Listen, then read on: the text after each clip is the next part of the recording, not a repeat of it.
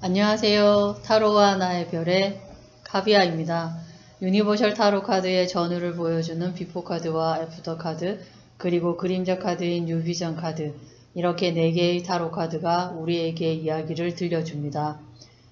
자기는 의식과 무의식을 통틀은 전체 정신의 중심이며 자기 실현이란 아직 모르는 크기의 전인격을 실현하는 것을 말합니다. 한마디로 나 자신이 되는 길이며 행복을 추구하는 방법입니다. 무의식을 조금씩 의식화하면서 비로소 자기가 드러납니다. 자아의식이 모르는 대단히 넓고 깊은 무의식은 많은 보물이 묻혀있고 각자 인격의 핵심이 숨어 있습니다. 자기 실현은 그림자의 인식에서 시작해 아니마와 아니무스의 의식화, 그 밖에 많은 무의식의 콤플렉스를 의식화하는 과정입니다. 타로 카드를 공부한 사람이라면 누구나 좋아하는 17번 별 카드인데요. 심리학 용어로 인해 다소 어렵긴 하지만 반복해서 들으면 이해되실 겁니다. 이부영이 쓴 자기와 자기 실현 책의 인사이트와 제 생각을 더했습니다. 타고난 자기별을 반짝이는 17번 별 타로 스토리텔링 시작하겠습니다. 플레이아데스 7별 아래에 젊은 여성이 서 있습니다. 우리 모두는 자기만의 별을 가지고 태어납니다. 그 별은 방향성과 길잡이 역할을 하며 희망과 영감으로 어둠 속에서 빛이 납니다. 그녀는 2개의 항아리를 들고 있습니다. 한쪽 항아리에는 호수의 시원하고 푸른 물로 가득 차 있습니다. 어깨에 올라탄 따오기는 용기와 헌신으로 유명한 일부일처제 텃세입니다. 고대 이집트에서 따오기는 언어의 신인 토트의 상징이었습니다. 그녀 뒤로 보이는 나무는 나의 이미지이자 나를 상징합니다. 뿌리가 튼튼해야 가지를 뻗어나가는 나무의 성장 과정이 자기 실현의 모습과 닮아 있습니다. 그래서 융도 나무를 자기 원형이라 하였습니다.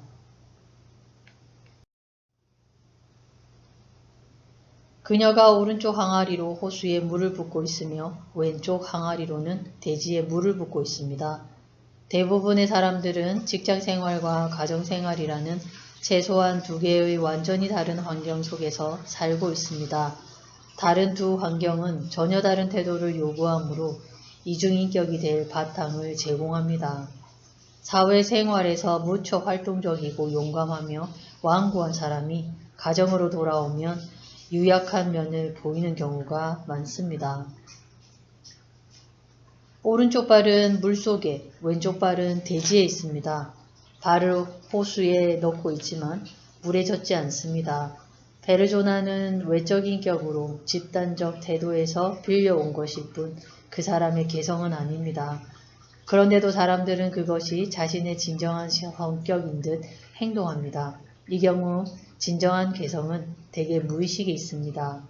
외적 성격은 페르조나라 하고 내적 태도는 아니마와 아니무스입니다. 사회가 필요에 의해 만든 인공적인 인격 페르조나와 그 뒤에 사생활이라는 것은 기묘하게도 의식을 둘로 분리시킵니다. 밖으로 강한 남자는 안으로 약한 여자입니다. 밖을 향해서만 자신을 보고 있기 때문에 자기 마음속은 잘 보이지 않습니다.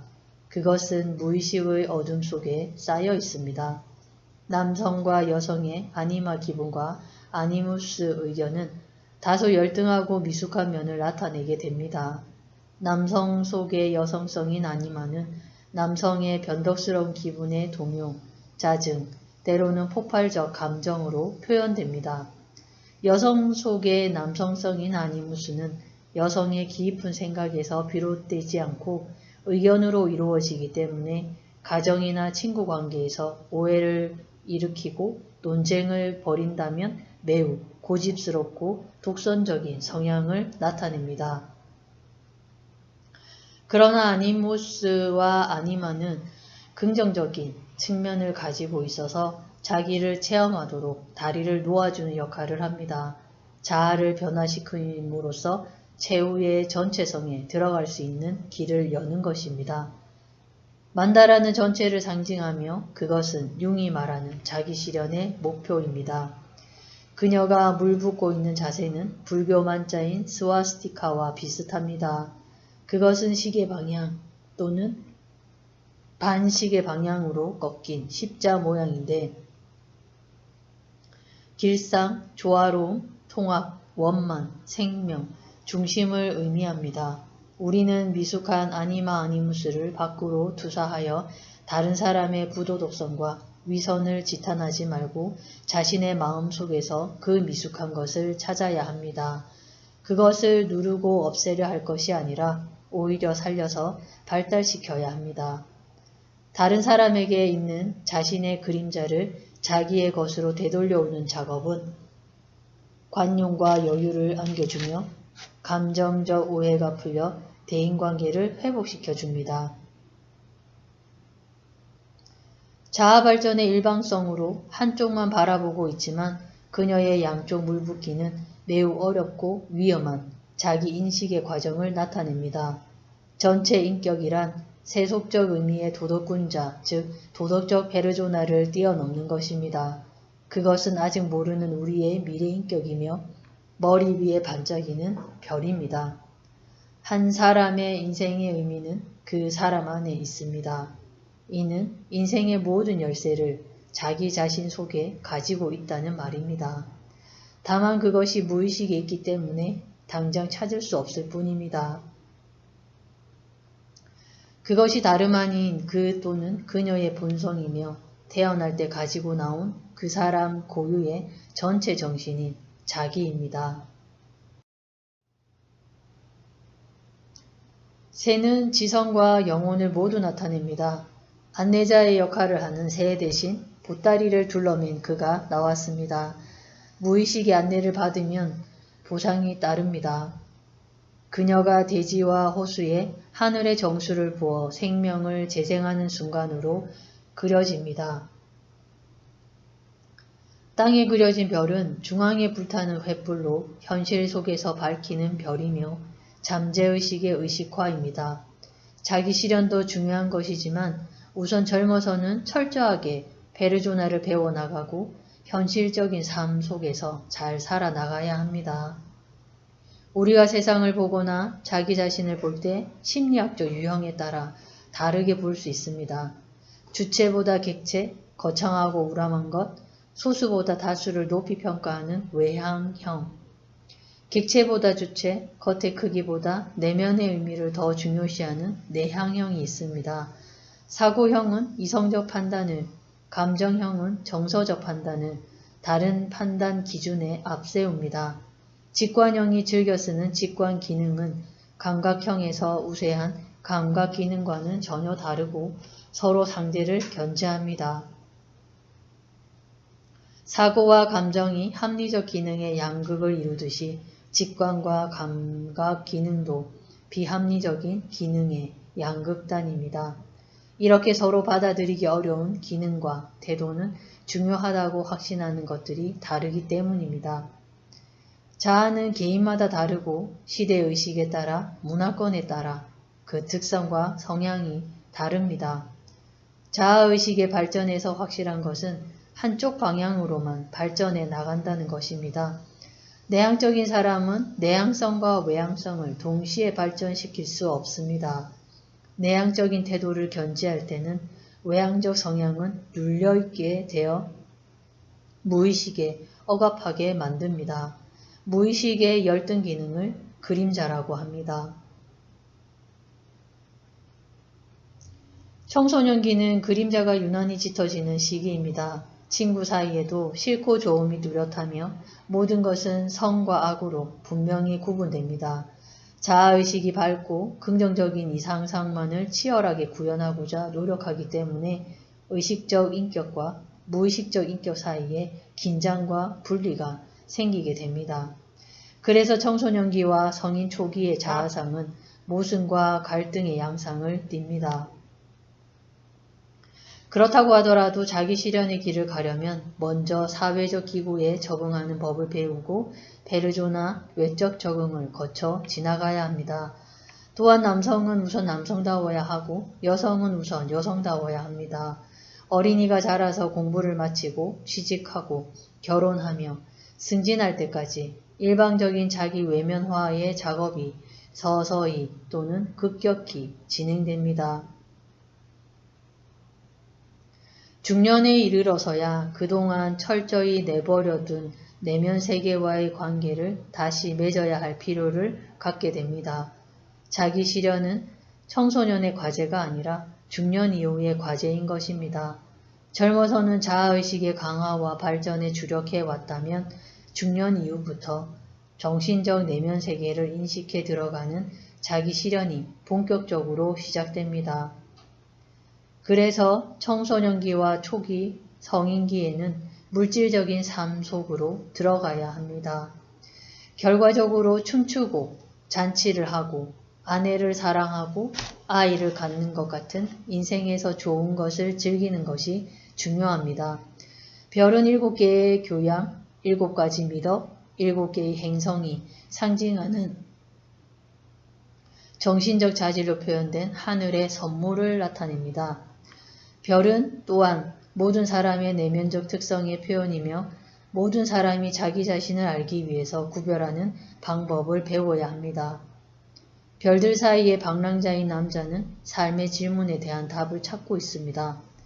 그는 영지주의자이며 삶의 관념이 육체적 쾌락 이상의 것을 요구합니다.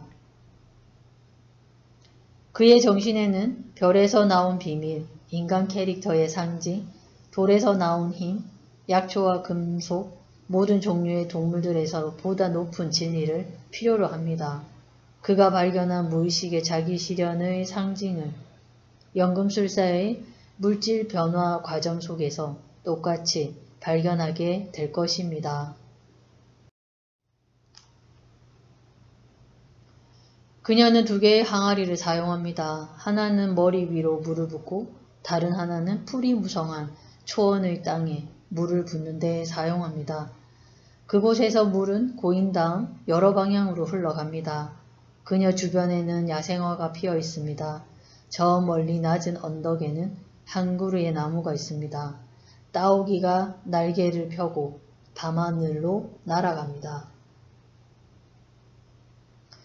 우리를 건강하고 행복하게 만드는 길은 그동안 사회의 요구에 무조건 순응함으로써 자아에 의해 완전히 소외된 그 사람의 진정한 개성, 자기를 찾아주는 일, 즉 자기 실현뿐입니다. 중년 이후의 우울, 공허, 불안은 무엇으로도 채워지지 않는 정신적 공허감에 시달린 증상이며 자기 실현의 필요성을 알리는 신호입니다. 자기 실현은 엄숙한 것도 심각한 것도 아닙니다. 바로 개인의 평범한 행복을 구현하는 과정입니다. 개인이 가지고 있으나 아직 실현하지 못한 삶을 가능한 한 많이 실현하는 것입니다. 자기 실현 또는 개성화는 자기 인식의 과정입니다. 자기 인식이란 무의식의 내용들을 인식하는 과정입니다. 의식성이란 단지 내가 하는 것이 아니라 내가 하는 것이 무엇인지 내가 아는 것입니다. 자기 인식은 자신이 미처 몰랐던 것을 집중적으로 통찰하고 깨닫는 자세, 다른 말로 깨어있음을 말합니다. 항상 깨어있읍시다 하고 바울도 말했다고 하지요. 자기 실현 또는 개성화란 결코 모범시민, 도덕군자, 세계 구원자 혹은 원만한 사람의 상이 아닙니다. 이것들은 집단에 의해 만들어진 가상으로서 자기의 페르소나에 불과합니다. 자기 실현은 그런 집단 인간이 되지 않으려는 몸부림입니다. 자기 실현을 통하여 있는 그대로의 그 사람이 되면 개체의 고유성을 소홀히 하거나 억압함이 없이 인간의 집단적 사명을 더 나은 방향으로 보다 충실하게 충족시키게 됩니다. 하지만 자기를 향한 길은 험악합니다. 흔히 세속으로부터 버려짐을 의미합니다. 자기 실현의 기회는 느닷없는 결혼 생활의 파탄, 절망과 병고뿐 아니라 인생에서 겪을 수 있는 온갖 고통과 정신적 위기에 처했을 때 찾아옵니다. 이와 같은 버림받음 때문에 겪는 고통은 지금까지 지탱해온 사회적 관계, 사회의 기대와 지지, 사회적 이권, 집단이 한 개인에게 씌워준 숱한 세속적 명예, 칭호의 박탈을 의미합니다. 즉, 페르조나의 상실과 관계되는 겁니다. 그러나 버림받음의 고통에는 기회가 있습니다. 그것은 그 사람이 새로워질 수 있는 기회입니다. 새로워짐은 곧 자기 실현입니다. 그것은 부단한 인격의 변화 과정인 것입니다. 모든 것이 편안하고 잘 될 때는 사실 아무것도 자신으로부터 배울 것이 없습니다. 버림받음은 엄청난 위기임에 틀림없으나 만약 그 고통의 의미를 알고 견디어 나간다면 값진 기회가 될 수 있습니다. 투사된 것을 되돌려 자기 속에서 보도록 하는 끊임없는 노력은 밀폐된 연금술과 같습니다. 안에 있는 귀중한 것이 증기가 되어 도망가지 않도록 그릇을 밀폐하고 불을 가해서 지지고 끓이는 것은 관심의 대상을 밖으로 향하지 않게 하고 안으로 돌리는 철저한 내향화의 태도를 표현하며 무의식의 온갖 갈등을 자신 속에서 해결하기 위해 고통을 감수함을 뜻합니다. 투사가 중단되면 처음에는 답답한 질식 상태가 되어 납으로 만든 관 속에 밀폐되어 죽은 고대 이집트 신화의 오시리스와 같은 상태가 됩니다. 하지만 투사하는 마음이 완전히 정화되면 감정적 갈등이 완화되어 마음이 평화로워집니다. 그녀는 무의식을 나타내는 물속에 붕덩 들어가 있고 더 이상 항아리를 주시하지 않으며 심지어 눈도 감고 있습니다. 자기 실현, 즉 그동안 몰랐던 있는 그대로의 내가 된다는 것이 흥겹습니다. 그녀는 온전한 자기 모습으로 조화롭게 균형을 이루었고 여전히 호수와 대지 양쪽 모두에 물을 붓고 있습니다. 집단이란 개인으로 이루어진 것이며 개인의 자기 인식 없이 성숙한 집단을 기대할 수 없으므로 개인의 자기 실현은 궁극적으로 집단 사회의 정신적 발전에도 이바지하는 길입니다.